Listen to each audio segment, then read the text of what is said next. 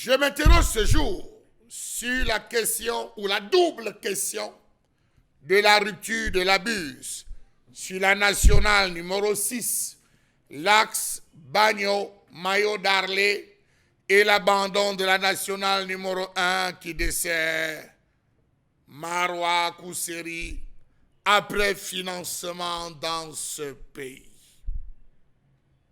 Nous parlons des vieilles routes. Nous parlons des routes d'une importance capitale. Nous parlons des routes, des axes qui jouent un rôle économique très fort dans ce pays. Comment comprendre ce qui nous arrive au Cameroun? Ça, c'est Bagno.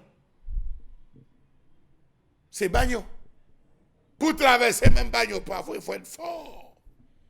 Ah oui. Voilà l'actuel, là où il y a la buse, ça c'est là où la buse a lâché sur l'axe Bagno-Mayo-Darlé. Comment comprendre la tragédie qui arrive aux usagers de l'axe Bagno-Mayo-Darlé du fait d'une rupture de la buse sur la nationale numéro 6? On parle de nationale et bien des axes prioritaires. C'est vrai que le délégué régional des travaux publics s'est mobilisé.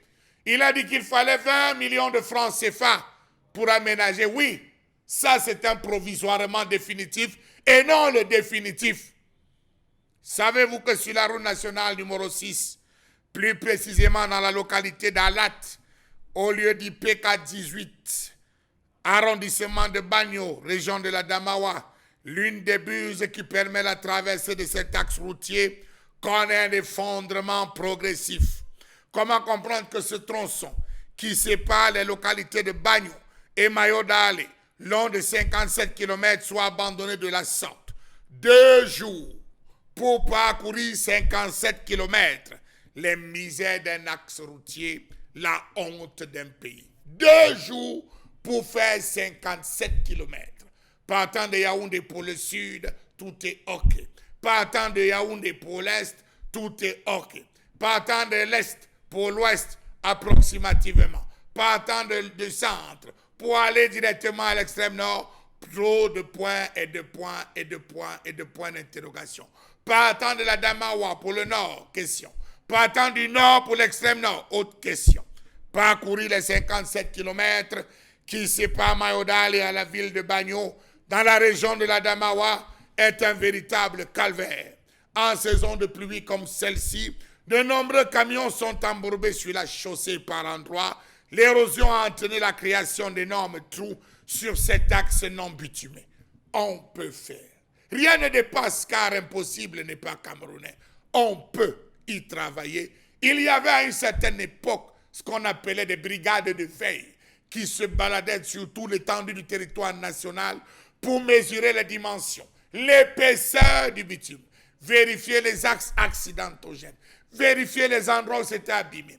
Ils établissaient des rapports en bonne et due forme qu'ils adressaient via des voies confidentielles et à la présidence, et au ministère des Travaux publics, et au ministère de la Ville, et aux différentes délégations régionales, pour qu'on puisse, provincial, permettez-moi, je suis à régional, provincial à l'époque, pour régler ces différentes questions. Toutes les voitures de Mayo-Bagno, voyagent, se sont dégradées à cause du mauvais état de la route qui relie la ville de Bafoussam dans la région de l'Ouest et celle de Bagno dans la région de la Damawa. Que dire de la transatlantique?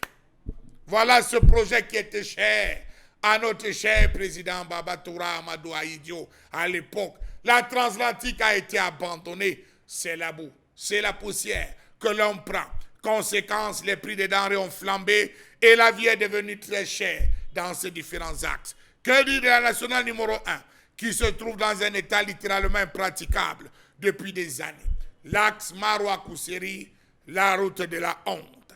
Après la saison de pluie, il faut 10 heures de temps pour parcourir 260 km entre Maroua et Kousséri. Je vous épargne Figuil. Alors là, c'est encore toute autre chose.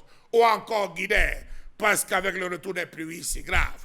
Pour arriver seulement à Ouaza, c'est presque la mort. Maravia-Ouaza, c'est 120 km de distance. S'il arrive qu'il pleuve, vous serez obligé de passer la nuit parce qu'on ne peut pas traverser.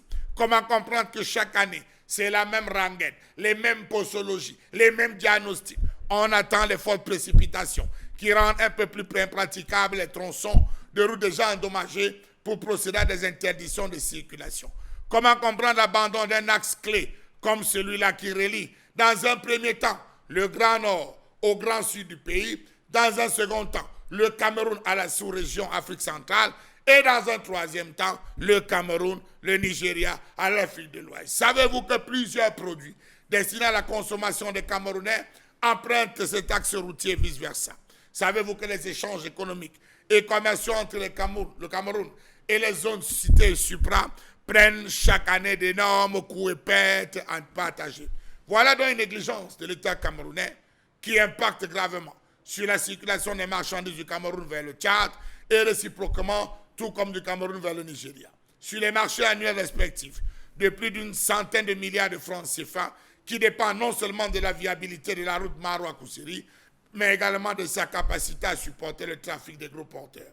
Les travaux de construction de cet axe routier long de 205 km ont été officiellement lancés le 1er mars 2018, M. Fopoussi, financés à hauteur de 70 milliards de francs CFA par la Banque mondiale. Les travaux avancent à pas de tortue.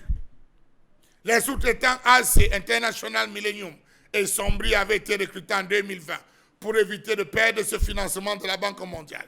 Ils étaient censés se déployer respectivement sur les axes Mora, Ouaza, 60 km, Ouaza, Salé, 40 km, Dabanga, Koussiri, 75 km.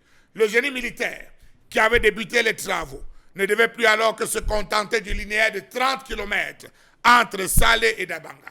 À date, ce tronçon continue d'être le théâtre des calvaires où les fingons, tralala et tout se battent à faire, on va dire, de la comédie. On suspend aujourd'hui, on interdit demain, on bloque.